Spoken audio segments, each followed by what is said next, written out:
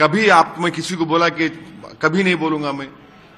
हम अपने विधानसभा चुनाव में नीचे पुलिस ठहरी हुई थी और एक विधानसभा में वहां उन्होंने घड़ी बताया, हमको ऐसा बताया कि सर 15 मिनट, मतलब बोल रहे हैं 15 मिनट, और उसी के दूसरे दिन हम क्या देख रहे हैं कि पूरे हमारे मीडिया के हजरात उसको इशू बना दिए। अब चुनाव जो हुए 15 तारीख को हुए, मैंने कहा देखो ये बोलते थे 15 को चुनाव हुए, अब इसमें मैं क्या करूं। बुरखे की बात आप कर रहे हैं, कौन इशू बनाया? ये तो देवेंद्र फडणवीस बनाए, उन्होंने कहना शुरू कर दिया, मैं तो बोला ही नहीं। हां, मैं शुरू से इस बात को कह रहा हूं, पिछले 2 साल से कह रहा हूं कि मेरी ख्वाहिश है, मेरी कोशिश है, मेरा ख्वाब है कि एक दिन इस देश की प्रधानमंत्री हिजाब पहनने वाली लड़की होनी चाहिए। अगर ये मैं बोल रहा हूं तो इसमें कौन सा गुनाह है? क्या हम ख्वाब नहीं देख सकते?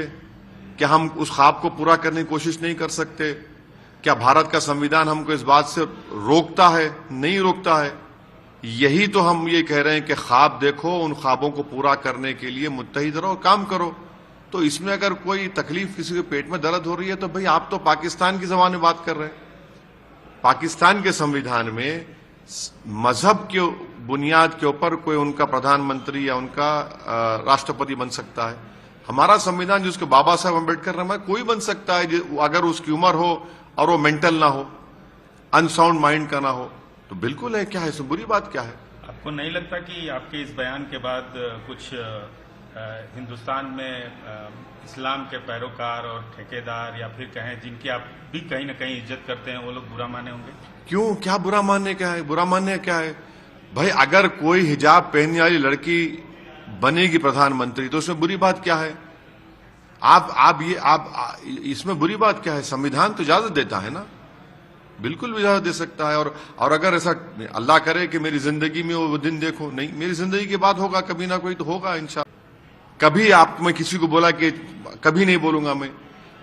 हम अपने विधानसभा चुनाव में नीचे पुलिस ठहरी हुई थी और एक विधानसभा में वहां उन्होंने घड़ी बताया, हमको ऐसा बताया कि सर 15 मिनट, मतलब बोल रहे हैं 15 मिनट, और उसी के दूसरे दिन हम क्या देख रहे हैं कि पूरे हमारे मीडिया के हजरात उसको इशू बना दिए।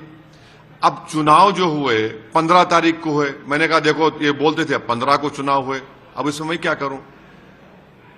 बुरखे की बात आप कर रहे हैं, कौन इशू बनाया? ये तो देवेंद्र फडणवीस बनाए, उन्होंने कहना शुरू कर दिया, मैं तो बोला ही नहीं। हां, मैं शुरू से इस बात को कह रहा हूं, पिछले 2 साल से कह रहा हूं कि मेरी ख्वाहिश है, मेरी कोशिश है, मेरा ख्वाब है कि एक दिन इस देश की प्रधानमंत्री हिजाब पहनने वाली लड़की होनी चाहिए। अगर ये मैं बोल रहा हूं तो इसमें कौन सा गुनाह है? क्या हम ख्वाब नहीं देख सकते? क्या हम उस ख्वाब को पूरा करने की कोशिश नहीं कर सकते? क्या भारत का संविधान हमको इस बात से रोकता है? नहीं रोकता है। यही तो हम ये कह रहे हैं कि ख्वाब देखो, उन ख्वाबों को पूरा करने के लिए मुत्तहिद रहो, काम करो। तो इसमें अगर कोई तकलीफ, किसी के पेट में दर्द हो रही है, तो भाई आप तो पाकिस्तान की ज़बान में बात कर रहे हैं। पाकिस्तान के संविधान में मजहब के बुनियाद के ऊपर कोई उनका प्रधानमंत्री या उनका राष्ट्रपति बन सकता है।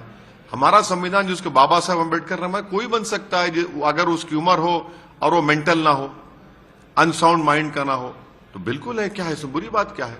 आपको नहीं लगता कि आपके इस बयान के बाद कुछ हिंदुस्तान में इस्लाम के पैरोकार और ठेकेदार, या फिर कहें जिनकी आप भी कहीं ना कहीं इज्जत करते हैं, वो लोग बुरा माने होंगे?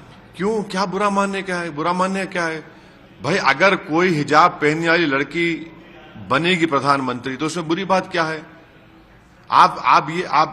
इसमें बुरी बात क्या है? संविधान तो इजाजत देता है ना, बिल्कुल भी इजाजत दे सकता है। और अगर ऐसा अल्लाह करे कि मेरी जिंदगी में वो दिन देखो, नहीं, मेरी जिंदगी के बाद होगा, कभी ना कोई तो होगा इंशाअल्लाह।